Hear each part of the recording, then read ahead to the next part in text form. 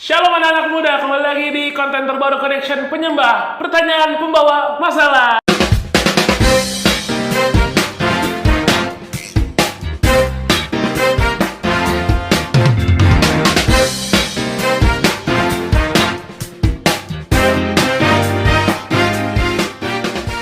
Selamat datang di teman-teman semua di konten terbaru Connection Penyembah. Kenapa namanya penyembah? Karena banyak anak-anak muda nih kok yang takut bertanya kepada hamba Tuhan karena mungkin pertanyaan mereka itu cukup nyeleneh untuk ditanyakan kepada para hamba Tuhan. Nah, di sini gue sebagai host yang bernama Paulus Adi nih ya kan, adalah si bodoh gitu loh, si bodoh.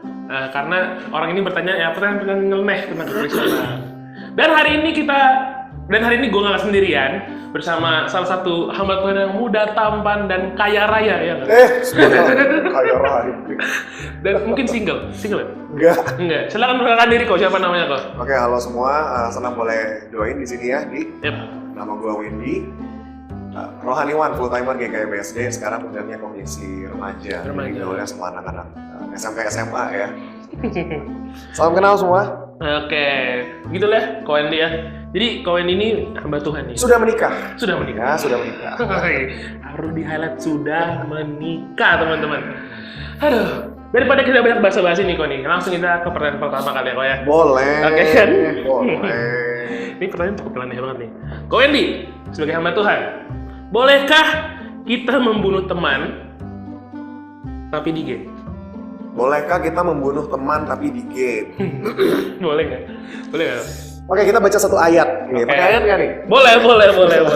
Waduh. Matius 5 ayat 21. Kamu telah mendengar yang difirmankan kepada kita ini karena Yesus ya. Jangan membunuh. Ya. Siapa yang membunuh harus dihukum. Tapi aku berkata kepadamu, setiap orang yang marah terhadap saudaranya harus dihukum. Siapa yang berkata kepada saudaranya kafir harus diperhadapkan mahkamah agama. Siapa yang berkata jahil harus diserahkan ke dalam neraka yang menyala-nyala. Jadi, kalau dari sini aja, menurut lo boleh apa enggak? Nggak boleh sih. Ya emang nggak boleh, tapi kan ini kan konteksnya di game kok. Gitu ya, jadi jawabannya nggak boleh ya. No. Ya kalau lu nanya gua boleh apa enggak, sebenarnya gini, membunuh di dalam game itu hanya bentuk. Jadi itu hanya bentuk. Nah kalau lu baru baca bagian ini, lu akan melihat sebenarnya Yesus itu nggak lagi bicara soal hanya bentuk. Hukum Taurat dulu berbicara soal lu jangan membunuh. Iya gua tahu, siapapun tahu jangan membunuh. Tapi ternyata maksud Yesus ketika lu membenci saudara lu aja lu dosa sebenarnya. Nah jadi membunuh di dalam game kalau gua lihat mungkin bisa kita kategorikan hal yang sama. Gue juga main game ya, dulu gue main Dota 1, Dota 2, Mobile Legends pernah main juga. Ya kalau nggak bunuh-bunuh, kill steal gitu kan rasanya nggak seru ya. Jadi sebenarnya gini, membunuh dalam game itu, ya itu hal yang wajar lah, namanya juga game itu, gameplaynya seperti itu gitu ya. Tapi kalau lu hari ini mau bahas lebih fundamental, lebih teologis, misalkan ya. Pusing. Nah mungkin lu akan kejar bukan soal bentuk membunuhnya, karena membunuh dalam game bagi gua mah nggak ada masalah. Yang menjadi problem adalah gini, kenapa ada orang-orang yang suka main game yang misalkan barbar, yang lebih banyak membunuhnya, bukan game-game edukasi bebek nyebrang misalkan. Bagaimana cara membuat bebek nyebrang kan malas, bosen ya. Nah jadi lu kalau mau kritis dan lu pikir lu sebagai anak muda yang nggak cuma main game buat fun, lu perlu mikir kenapa game bunuh-membunuh itu menjadi satu hal yang menyenangkan. Why? Nah ini lu perlu kejar. Dari situ baru lu dapat, oh kalau motif lu ternyata memang karena lu melampiaskan kebencian dan kekesalan lu di keluarga misalkan, atau di family, atau di family sama keluarganya, atau di pertemanan, atau di apa, dan akhirnya lu melampiaskan itu. Gua pikir lu perlu mengevaluasi lah gitu ya, maksudnya berarti ada hal yang lu perlu beresin. Iya sih. Membunuh dalam game itu cuma bentuk, bagi gua mah itu receh. Ya, tapi kan banyak anak-anak muda zaman sekarang yang pengen ya itu tadi yang gue bilang, yang lu bilang kok, bagaimana dia mengekspresikan kekesalan sama temennya, ngebunuh di game. Yes. Tapi puji Tuhan dapat sekarang game udah ada friendly fire kok. Jadi nggak bisa ngebunuh. Dulu tuh lu pernah baca berita nggak? Waktu itu lagi zamannya CS:GO atau lagi apa ya? PUBG. Ya PUBG. Yang sampai diharamkan. Di beberapa negara ya? Di Aceh juga. Ya, di Aceh juga. Gue dulu juga main PUBG, tapi gara-gara PUBG diharamkan dan segala macam, bukan karena diharamkan gue nggak main ya, karena memang udah ini aja ya. Ternyata benar gini loh, gue juga background gue kan IT S1-nya. Maksudnya gini, ketika game diciptakan itu tuh ada sebuah tujuan kenapa game itu diciptakan. Dan mau dari pembuat game tentu berbeda-beda. Kenapa dia harus misalkan PUBG nembak segala macam. Dan akhirnya benar kan masuk berita ada pembunuhan terjadi setelah seorang anak main PUBG. Atau misalkan yang terakhir dia membunuh temannya gara-gara apa? Gara-gara dia cupu dikata-katain cupu terus di game. Tapi segala macam. Nggak ada beritanya, baru baca deh. Barusan banget itu baru. Nah gitu ya. Jadi jangan hati-hati teman-teman. Game, entertainment dan segala macam itu adalah cara dunia mengedukasi kita. Gitu. Ya, kayak kalau kalian kesel sama teman kalian, ingat jangan dibunuh di game, jangan dibunuh di dunia nyata juga. Jangan. Kalau ada masalah konsultasiin. Bunuhnya Adi. Oh jangan dong sama aja dong, saya kan juga orang, Pak. Jangan. Ingat konsultasiinnya ke hamba Tuhan kalian, jangan takut. Yes. Hamba Tuhan kalian pasti akan dengerin kalian. Oke, lanjut ke Wendy. Pertanyaan kedua. Boleh. Ini pertanyaan juga. Ini sebenarnya pertanyaan banyak anak muda zaman sekarang nih. Ini kayak masalah ya. Iya. Jadi mungkin karena pandemi nih ya kan. Apa hukumnya nih kok bila kita memukul teman kita yang udah ngutang tapi lupa bayar? Apa hukumnya atau apa hukumannya? Nah, ini apa nih? Sama ya? Maksudnya sama. Hukumnya sih maksudnya apa yang kita dapat nih kalau misalkan kita mukul teman kita? Oke, dari pertanyaan ini lucu ya. Apa hukumnya bila kita memukul teman kita? Titik mungkin di situ ya. Alasan belakang banyak ya. Lu mukul teman, barusan nih Mario mukul teman gara-gara apa? Gara-gara pacarnya disakitin misalkan sama mantan pacarnya gitu ya. Atau segala macam. Jadi mungkin kita harus bisa nih pertanyaan panjang ini ya. Apa hukumnya kita memukul teman yang sudah ngutang tapi lupa bayar? Nah, ini case ini yang hutang tapi lupa bayar, alasannya banyak. Lu mukul orang bisa banyak alasan, nggak harus karena dia hutang nggak bayar. Iya sih. Iya kan, lu mukul orang bisa banyak alasan sekali, diganggu, dibully dan segala macam itu, lu bisa mukul orang. Jadi mungkin kita akan lebih banyak bahas soal apa hukumnya bila kita memukul teman kita, gitu ya. Ya, jadi yang kita perlu highlight tadi sekali lagi ya, kalau tadi kita bahas soal marah, ini sebenarnya memukul juga sebuah hal yang berarti gini. Jadi kalau memukul orang berarti ada hal dari orang lain yang tersakiti. Jadi kalau menyakiti sesama, lu berarti menyalahi sebenarnya hukum dari Tuhan. Kasih sesama dan kasih Tuhan dan kasih sesama. Ketika lu menyakiti teman lu, ya berarti lu melanggar bagian ini. Entah bentuknya apa, lu mengejek, lu menghina, lu memukul, lu bully, lu bully dalam game, apalah gitu ya. Serahlah lu kategorikan. Jadi buat gua, memukul dalam alasan apapun, kecuali mendidik ya. Mendidik, misalkan orang tua kepada anak, mungkin bukan pukul ya, bahkan di Alkitab pun diajarkan kalau lu sayang justru lu harus tegur, atau lu memang harus sentil ya, cambuk atau apa, cambuk besi lagi ya. Tapi intinya gini, memukul dalam alasan apapun menurut gua sih tetap salah. Tetap salah, alasannya apapun, meskipun temen lu nggak bayar utang. Tapi ini ngeselin kok, maksudnya kan bagaimana ya, dia lupa bayar. Maksudnya jangan dibiasain orang-orang kayak gini tuh ada di muka bumi kok. Jadi yang lu highlight nih orang yang lupa bayar. Iya lah. Jadi kalau lu ngutang sama temen lu jangan lupa ya, harus bayar. Tuh, ya. dengar udah ngutang gede, bayar, cicil nggak apa-apa dah. Yang dihutangin, iya. Jangan mukul. Iya, tapi benar juga sih. Kan ekspresi kekesalan. Iya, benar. Kita mengekspresikan perasaan itu banyak macam, dan kalau kita ya, nah ini jadi bahas topik berbeda. Kalau kita nggak belajar untuk mengekspresikan perasaan kita kesal, kita marah, kita sedih, kita cemburu atau apa, kalau kita nggak berbiasa mengekspresikannya, biasa di Asia tidak biasa. Asia itu tidak biasa mengekspresikan perasaan. Lu kalau misalkan ya, lu masalah sama bonyok lu, nyokap lu, emang kalian akan tiba-tiba say sorry, nggak diulangin? No, lu akan dibilang gini, udah tidur aja, besok apa juga lupa. Iya sih. Kita tidak dibiasakan. Nah, orang-orang yang tidak dibiasakan akan mengeluarkan ekspresi itu dengan cara yang salah. Salah satu halnya mukul. Banting barang, pecahin barang, terah lu pecahin apa aja. Itu loh. Nah, ini kita harus kritis dengan kondisi kita. Itu ya. Jadi teman-teman ingat highlightnya jangan lupa bayar utang. Jangan mukul yang utang. Iya, jangan mukul yang utang. Dan juga kalau ekspresiin, sebalik lagi kayak tadi kayak pertanyaan pertama ya, kalau punya masalah konsultasiin ke hamba Tuhan kalian. Jangan sampai kalian tiba-tiba mukul kayak yang tadi kalau kalian dibilang siapa tuh anak pejabat. Anak pejabat. Wah, Mario. Nanti disebut lagi. Semakin lu dewasa, lu harusnya semakin besar self control. Bener sih. Jadi gini, semakin tambah usia bukan menjadikan mental lu juga nambah. Kedewasaan mental itu nggak berbanding lurus. Lu kalau tes psikologi lu akan dapat lah usia mental lu berapa. Bisa jadi lu mungkin sekarang usia 30, 40, mental lu masih 12, 13. Bagaimana salah satu cara lu menilai adalah self control.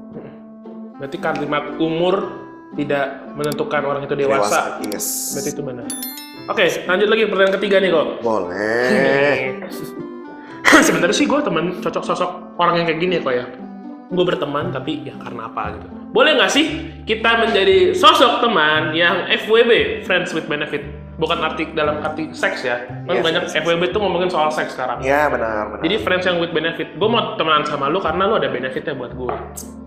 Kitanya boleh, apa orang lainnya boleh? Sama. Kita ya? dong. Kitanya ya? Kita menjadi sosok teman. Oke, salah satu unsur yang paling penting di dalam kita tadi ya, dua hukum Tuhan ya, mengasihi Allah, mengasihi sesama. Salah satu unsur mengasihi sesama yang paling butuh adalah kasih dengan tulus.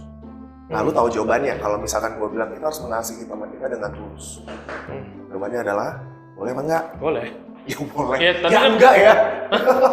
Loh, enggak dong, boleh enggak kita menjadi sosok maksudnya menjadi teman yang tulus boleh. Teman tulus boleh, FWB tentu jadinya enggak dong, karena tulus dan FWB bertentangan terbalik. Iya, karena tulus penyanyi. Tulus jadi penyanyi. Nggak, maksudnya, tapi kan gue sebagai teman ya, gue pengen ngebutuhin sesuatu dari teman gue dong. Kalau misalkan lu nggak ada benefitnya buat gue, ngapain gue temenin? Nah iya, karena gini, karena kok gue paham konteks. Karena gini, kita itu hidup di dunia transaksional.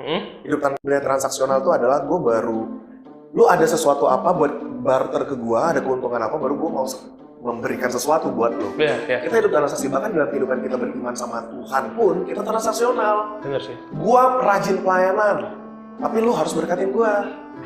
Gue setia, tapi lu harus lancarkan usaha gue, kuliah gue, dan segala macam ujian. Gue tadi pagi udah saat teduh Tuhan. Hari ini harus lancar nilai ujian gue. Nah kan kita gitu, kita terbiasa transaksional. Tuhan ajarin deh, kasih sesamamu seperti engkau mengasihi dirimu sendiri. Jadi bagi gue nggak ada tuh cerita lu kalau sama temen lu harus dia punya untung dulu, baru gue mau berteman sama lo. Itu mah pilih-pilih temen ya.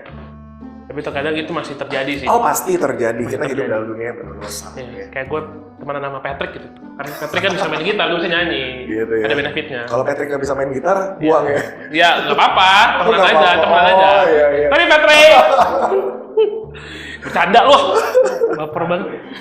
Cukup tahu ya, Pat. Oke kok, pertanyaan selanjutnya nih. Yes. Ada 8 pertanyaan nih teman-teman. Kita boleh nggak sih berteman dengan orang yang beda aliran? Kayak contohnya kita kan gereja Injil ini kok. Boleh nggak sih kita temenan sama gereja yang lain gitu, karismatik atau apa gitu? Asalkan jangan Mormon ya. Walaupun Kristen, ya kan? Bahkan beda agama sekalipun kita bertemannya.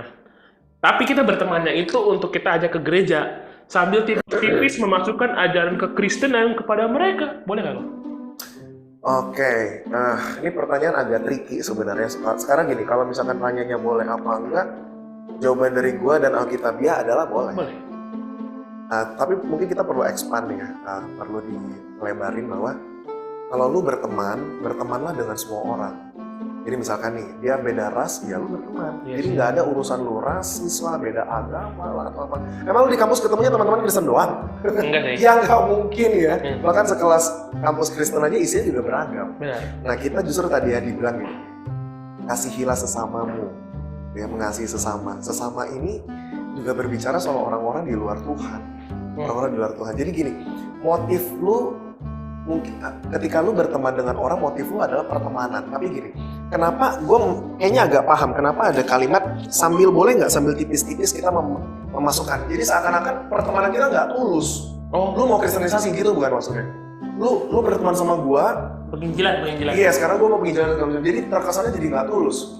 Oh iya, benar juga ya. Bisa kayak gitu nggak maksudnya? Enggak. Bagi gue, menginjili orang itu adalah tugas kita. Jadi bukan soal milih teman, kemudian kita mau injili dia, enggak. Siapapun temanmu, kamu harus mikir bagaimana aku memperkenalkan Kristus yang aku kenal kepada dia. Gitu loh. Dan gue melihat itu bukan soal motif lu tulus apa enggak, itu tujuan hidup lu. Lu kenal Kristus, lu harus menjalankan amanat agung itu, memperkenalkan Kristus bagi orang lain. Mau dia non-Chinese, non-Batak, non-apa, seraya, non-Jawa, non-Kristen, bahkan ya agama-agama tertentu. Berteman dengan banyak orang. Jadi intinya tetap berteman. Kalau penginjilan tuh harus. Oh harus. Tapi kan ini tipis-tipis kekristenan, kayak awalnya nyanyiin lagu adakah damai di hatimu gitu, adakah sukacita. Atau hidupnya coba sebenar-benarnya supaya dia lihat gitu ya. Iya sih. Ini tipis-tipis kan Nggak supaya ada, bagi gua nggak ada masalah. kayak misalkan nih gue punya temen nih kok, kayak ngebawa pacarnya tujuannya tuh bukan buat ya selain untuk macarin, emang tujuannya adalah untuk mengkristenisasi si ceweknya ini supaya bisa jadi Kristen gitu. Oke, kita perlu definisinya mengkristenisasi. Kristenisasi itu pengertiannya udah negatif sekali ya. Kristenisasi itu jadinya terkesan kita tuh memaksa orang menjadi Kristen. Beda dengan kita membagikan atau share, kita menyaksikan apa yang telah Kristus kerjakan dalam kehidupan kita. Menyadari kita orang berdosa, kita butuh keselamatan, kita butuh Yesus. Satu-satunya jalan keluar itu supaya kita nggak dalam kematian kekal. Nah ini yang lo perlu share sebenarnya. Dan bagi gue ini bukan kristenisasi. Kenapa? Karena kita nggak pernah maksa. Kecuali kalau lo maksa, lo mau berteman sama gue, lo harus Kristen. Gitu ya. Lo kalau misalkan ke gereja, acak, gitu ya, atau apa gitu ya. Enggak. Lo tetap pertemanan dengan tulus, tapi gini loh. Yang kita harus miliki selalu gini. Kerinduan gini. Kenapa? Pertanyaan gue deh, kenapa lo mau jadi Kristen? Kalau alasannya kan banyak tuh. Kalau misalkan gue emang, kalau gue pribadi emang ya sudah dari orang tua, emang sudah diturunkan orang tua, dan gue juga enak gitu Kristen. Oke, sekarang ketika lu jadi Kristen, lu kenal Yesus, apa yang Yesus ubahkan dalam hidupmu? Apa feel yang kamu dapatkan ketika kamu adalah menyebut diri lahir baru? Ada sesuatu yang beda nggak yang pengen lu bagiin ke orang lain? Ada. Apa? Ya bagaimana Tuhan mendidik dan mengajar gue dan menyelamatkan gue. Exactly. Lu bersyukur atas keselamatan itu dan lu pengen bagi. Ketika lu sekarang melihat misalkan ini ya, lu belum Kristen nih, lu nggak pakai kacamata lah kayak gue gitu, sedikit gitu kan ya. Waduh. Tapi ketika lu Kristen, lu mulai melek, sah gitu ya, lu udah diselamatkan dan lu tahu yang mana yang benar, mana yang salah.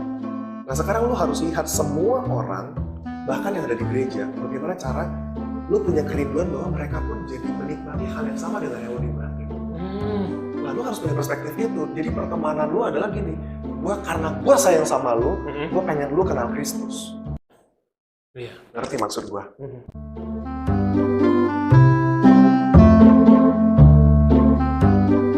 Tapi sebenarnya mau di neraka pun, mau disebut-sebut neraka pun sama orang segala macam, harusnya nggak akan jadi masalah buat kita. Kenapa kita harus tersinggung dan segala macam? Toh itu nggak ada impact-nya juga buat kita. Evaluasi bisa jadi sebenarnya itu kerinduan kita untuk orang itu cepat mati.